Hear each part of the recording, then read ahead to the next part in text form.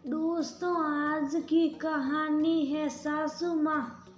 बेटियां बोझ नहीं होती, उन्हें बोझ बना दिया जाता है। दोस्तों, कहानी शुरू करने से पहले अगर आपने चैनल को सब्सक्राइब नहीं किया हो तो कर लीजिए ताकि आपके पास पहुंच सके हर नया वीडियो। अकेले रहते रहते राधा को अब काफी हद तक एकांत में रहने की आदत सी हो गई थी। रंजित जी अपनी राधा के पति सुबह 10 बजे तक अपनी दुकान निकल जाते, फिर शाम को 7 बजे तक आते। शांति प्रिय, खुश मिजाज, शख्सियत के मालिक के कम बोलना, अखबार पढ़ना, मैच देखना उनकी विशेष रुचि है। साल में 1 या 2 बार सब परिवार पर्यटन उनकी जीवन शैली में शामिल है।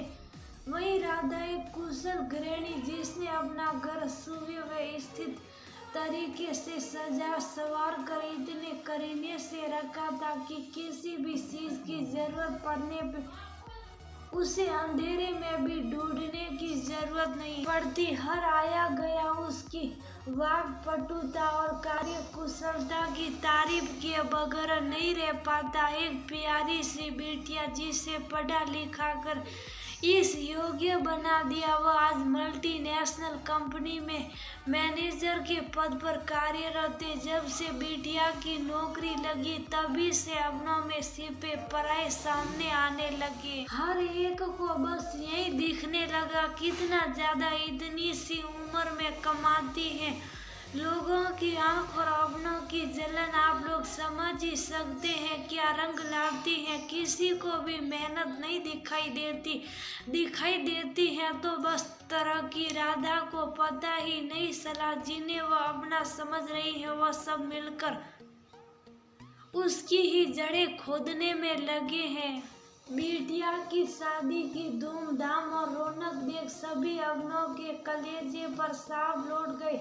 ईश्वर की अनुकंपा से बिटिया आज अपने घर में खुशहाल जिंदगी जी रही है।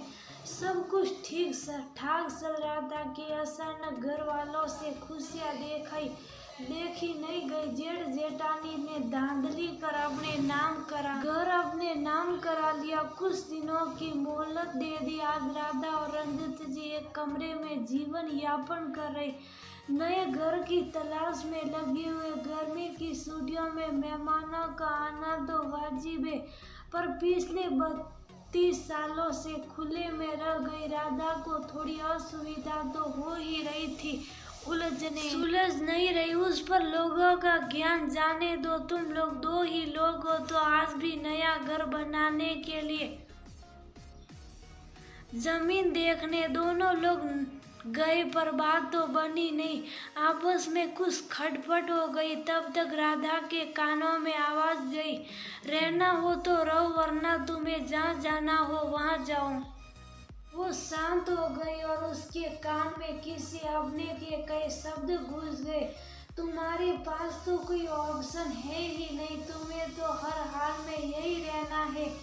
जीवन के 53वें वर्ष में आकर भी वह खुद को मजबूर और बोझ समझने लगी, जबकि वह उस संयुक्त परिवार की बुरी थी जिसमें जेठानी और दो कुंवारी नंदों के होने के बावजूद उसको सास मायके जल्दी नहीं जाने देती थी। तुम चली जाओगी तो घर कैसे चलेगा? उस वक्त उसे बड़ा गर्व महसूस होता था। दोनों नंदों के ब्याह में जी तोड़ मेहनत करी थी उसने, घर परिवार बनाए रखने के लिए दिन को दिन और रात को रात नहीं समझा। पिछले 32 साल से सबको अपना समझने वाली का कोई अपना नहीं, बल्कि वह सभी पर बोझ बन गई थी। काश इतना समय और मेहनत किसी सरकारी नौकरी को दिया होता तो आज ये स्थिति न होती। सोचने पर मजबूर हो गई बेचारी राधा। आज से 30-35 साल पहले जिन लड़कियों को हथेली का साला बनाकर पाला गया उनमें से अधिकांश की शायद यही स्थल